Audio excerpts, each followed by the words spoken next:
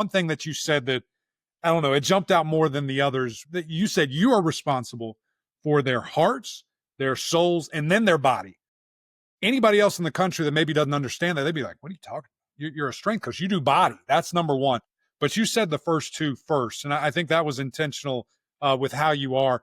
How does your faith and how you have that as your backbone mold you to who you are, but also how you mold these young men? Yeah, I think it's the most important thing. It's the foundation of everything that I am. And I've just seen how God has worked in my life over and over and over again, and how he shows up every single day. And so faith is the most important thing for me. And, you talk about your why, it's something that people talk about a lot, your why or your purpose. And your why has to transcend whatever it is that you do. And your why is going to inform how you do things and what you do. And unfortunately, the world, a lot of times in the world, it's all about the what, and then a little bit about the how, and very little about the why. But you got to have that why every day, your purpose that gets you out of bed. And the first part of my why is Jesus's two greatest commandments. Love the Lord your God with all your heart, soul, mind, and strength. Second is like unto it, love your neighbor as yourself. So for me, the first part of my why is love God, love people.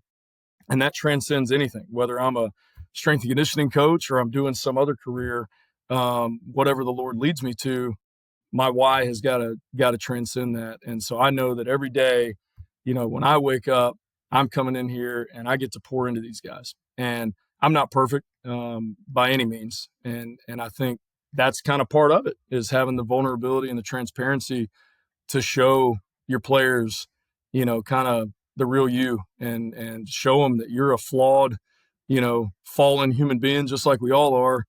And I've got to be bathed in the grace of Jesus every day.